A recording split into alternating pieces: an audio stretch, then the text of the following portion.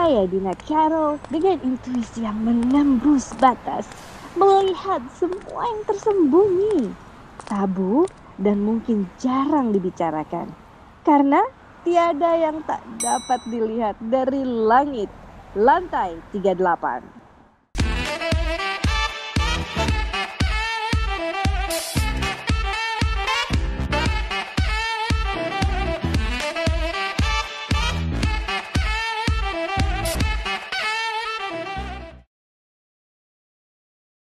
Hai, ketemu lagi dengan saya Dina Carol di lantai 38. Kita akan ngobrolin yang seru-seru, yang asik, yang inspiring, motivating. Pokoknya yang nggak sering banget deh dibahas. You know what? Because I can see everything. Semuanya nggak ada yang nggak kelihatan dari langit lantai 38. Bagus. Bagus tagline-nya. Ya, di sini belum apa-apa udah gemeter saya. Soalnya ada pujaan gak cinta. Gila. Kalau Jason Statham tuh kan dia membunuh dengan pistol.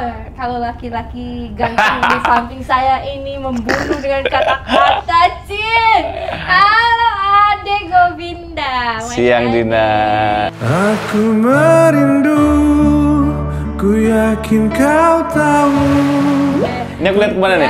Sini juga bisa lihat lagi. Gitu. Selamat siang semuanya. Senang banget bisa ada di konten YouTube Lantai 38. Semoga banyak yang suka nanti dan semoga banyak menginspirasi buat orang. Yes, amin. Ini aja tadi baru ketemu 1 menit udah langsung dapat inspirasi. Udah tau lah ya musisi ini. Apa? Kalau kata orang ya di riset zaman dulu gitu kan, zaman dulu kalau orang tua tuh pinginnya anaknya itu dapat suami nomor 1 tuh arsitek, nomor 2 itu pilot. Ya. Terus kalau punya dokter nggak ya? Hah? Dokter nomor 3. Oke. Gitu. Musisi tuh di bawah gitu. Kenapa? Soalnya banyak yang suka nanti makanya. Banyak suka apa nggak ada duitnya? Oh, ini banyak duitnya. Kan udah di ini ketok palu sama Pak Jokowi. Tuh kan, langsung. Gimana kabarnya? Ya. Sekarang lagi ngapain nih? Apa ya? Sekarang lagi ini berarti kan tahun kedua pandemi ya sebenarnya. Iya. Akhirnya cuma 3 bulan loh pandemi beneran. Dan banyak hal yang sebenarnya banyak banget hal yang nggak pernah kusangka sih dengan adanya pandemi ini. Maksudnya banyak melakukan sesuatu yang ya mungkin kalau nggak ada pandemi itu nggak bisa terjadi gitu loh. Oke. Jadi, Justru gara-gara iya, pandemi itu something happen. Kalau aku jujur aja sangat bersyukur dengan adanya pandemi. Buat aku pribadi ya, iya dong. Ini kita nggak bisa nyamain semua orang kan. Jadi karena di pandemi juga mungkin karirku sebagai as producer, as composer justru paling menyenangkan tuh di tahun 2020-2021 gitu. Emang sih hits banget tuh ya. Gitu. Iya. Maksudnya ya itu semuanya muncul di kala aku di rumah, lebih sering megang gitar, lebih fokus, lebih otaknya lebih kemana-mana kan. Pasti kalau di rumah kan nggak ngapa-ngapain, nggak bisa keluar juga. Iya, kata-katamu terakhir-terakhir ini makin dahsyat loh, gila. Oke, jadi soalnya gini nih, ini yang karena kayaknya sih nanti nontonnya juga banyak mamah-mamah muda gitu kan, orang tua ada gitu yang kita soalnya banyak ngomongin tentang profesi apa yang selalu kalau orang tua tuh nanti gitu tuh, jadi apa? Wah, arsitek, jadi musisi. Aduh, musisi nanti kayaknya kalau nggak ngetop kamu nggak punya uang, gitu-gitu. Nggak tahu kamu pernah ngadepin kayak gitu apa enggak? Ini sebelum kita ngomongin karya-karya musik. Jadi sebenarnya kalau aku tuh dasarnya gini nih, Din, karena aku memang dari kecil itu papaku juga bisa main gitar dan bisa main keyboard. Jadi memang ngeband juga walaupun dia kerja ya. Almarhum papa tuh kerja di Pertamina dulu. Cuman dia setiap weekend itu muter-muter gitu sama temen-temennya. Dia punya band. Nah, dari situ jadi kayak ya sudah hari ke hari memang lihat gitar, lihat main keyboard. Jadi diajarin gitar. Pertama kali main gitar tuh kelas 6 SD. Wow. Pertama kali pegang gitar nyoba. Mulai serius di SMP kelas 1. Akhirnya itu papa pensiun. Itu dulu di Medan terus pindah ke Jogja. Papa pensiun lebih lagi di rumah udah main keyboard terus lah. Dari pagi ke sore gitu. Jadi aku juga kebawa, makanya mungkin kenapa referensiku tuh kayak The Beatles, kayak Everly Brothers, kayak Carpenters, Bee Gees, karena mungkin memang papa tuh jadi aku lagu hari-hari yang aku dengar tuh lagu itu sebenarnya. Jadi aku terbiasa dengan lagu-lagu itu, tapi memang waktu itu aku juga kan pasti sekolah ya. Waktu SMA udah mulai tuh, udah band-band festivalan segala macam. Cuman memang dulu papa bilang, maksudnya ya kalau memang kamu mau serius di musik boleh, tapi harus lulus kuliah. Ada pesannya itu. Iya, jadi sebenarnya acuannya ya kalau gue mau serius di musik ya gue harus cepet kelar kuliah gitu sih. Dan aku pun orang yang sangat punya tanggung jawab kepada diri sendiri sih. Jadi nah ini yang penting nih, tanggung jawab terhadap diri sendiri dulu itu penting banget ya menurutku. Orang tuh banyak yang gampang terpengaruh orang. Satu.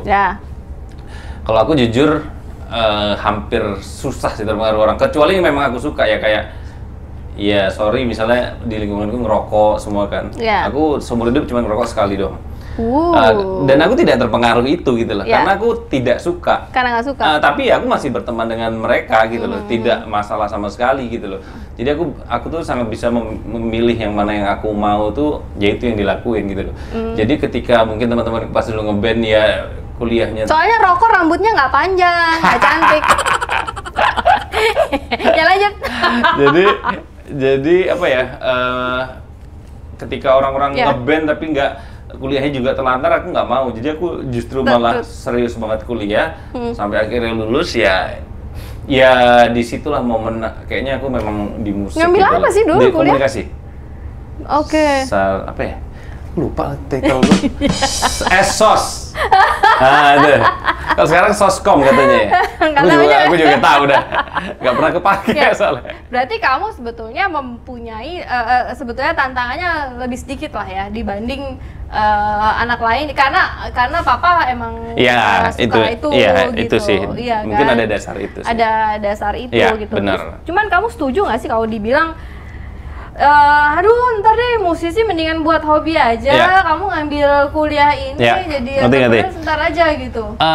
Nah kalau di situ aku sih nggak setuju ya, karena ya itu tadi aku bilang, kita sebenarnya ketika kita menekuni sesuatu, ya itu dia, kamu harus benar-benar totalin itu 100%. Dalam arti 100% tuh ya lo ketika di musik ya berarti apa nih yang mendukung musik. Jangan cuma kamu berkarya rilis, itu menurutku salah banget. Tapi maksudnya kamu berkarya tapi kamu harus tahu sebenarnya industrinya itu kayak apa, dapat duitnya ini dari mana. The business-nya. Iya, the business-nya kamu harus tahu. Ya jangan cuma kita ngeluarin karya terus kita sendiri nggak ngerti nih. Nah, ini royalty dari mana? Itu menurutku udah salah. Dan itu banyak sekali musisi sekarang yang begitu. Dan aku. Tapi kan katanya idealis, nggak apa-apa musisi pokoknya menciptakan berarti ini, mungkin yang ngomong gitu. Idealis itu dia tidak hidup dari musik mungkin. Nah, iya dong. Itu mungkin yang orang tua tuh nggak pingin. Bener. Dan atau kalau enggak ya memang nih hidupnya sudah enak ya, jadi ya musik cuman sebagai hobi. Kalau aku kan enggak, aku benar-benar dari nol di musik dan nyari, memang dari kuliah pun udah nggak dikasih orang tua, jadi memang gimana caranya. Ya itu dia. Jadi aku pas ketika terjun di industri musik memang dengan seangkatanku yang lain mungkin memang bedanya aku bergaulnya langsung ke yang senior atau tokoh-tokoh musiknya yang aku deketin. Nah ini gitu. ini step penting nih, ya kan? Berarti emang kamu dari awal pokoknya gue mau jadi musisi. Iya benar. Jadi udah mulai gue ngedeketin ini dulu. Nah, ya itu kan pilihan kan. Nah itu kan pilihan kita kan. Mungkin ketika yang lain malah masih nongkrong bergaul di belakang bla bla. Kalau aku jujur nggak begitu tipenya. Aku deketin ya mungkin kalau yang di tokoh musik dulu tahu namanya Pak Ian Juhana, tahu banget itu. NR top banget. Terus Ya pokoknya musisi-musisi yang memang sudah produser atau produser-produser yang menurutku memang berkompeten dan ada hasilnya gitu loh. Iya. Jadi aku dekat kepada mereka tuh dalam Kenalan. artian iya kenalan dan cari ilmu. Jadi aku benar-benar tahu tentang industri mungkin sudah dari 2013 aku sudah tahu ya tentang industri musik ini, maksudnya uangnya dari mana, kita mengkolek bisa dari mana aja, terus kayak ya apa yang memang harus lo kerjakan itu sih sebenarnya yang paling penting. Iya. Jadi kamu nggak cuma nongkrong aja, udah jelas banget stepnya, pengen ngapain. Nah waktu ngobrol sama mereka tuh gimana? Apa cuman misalnya ngeliatin mereka kerja? Gimana? Sebenarnya enggak sih. Sebenarnya aku sudah bukan neliti ya. Cuman aku udah lihat background mereka lebih gitu loh. Jadi pas kita ngobrol juga, ya maksudnya kita tahu apa yang mereka kerjakan dan mereka ini maksudnya. Aku juga nanya-nanya orang karakternya gimana ya, kan mereka juga bukan orang sembarangan kan yang gitu. Jadi memang cara pendekatannya kita juga harus tahu. Intinya kita harus cari cara bergaul yang paling tepat sih ke mereka. Benar banget gitu. Gitu sih. Mereka cukup terbuka nggak sih ngasih ilmu atau ada nggak yang siapa sih ini anak kecil? Iya sih, cuman yang yaitu mungkin hidupku banyak beruntungnya, banyak sekali faktor-faktor itu ya. Jadi ya mereka ya alhamdulillah welcome dan aku sampai sekarang masih sangat menghargai orang-orang yang membantuku dan kontekan terus gitu loh. Maksudnya nggak pernah lose kontak atau lupa segala macam, karena ya kalau nggak ada mereka sih mungkin juga jalannya nggak segampang ini ya. Itu sih. But however itu tadi yang namanya disebut bahwa proses gitu. Jadi udah tahu. You know what you are going to do. Kita udah tahu mau jadi apa gue mau jadi musisi. Gue nggak cuma bisa main musik, ngarang lagu, udah. Nggak gitu aja. Setuju. Unless lu udah tajir banget, nggak perlu. Itu beda ya.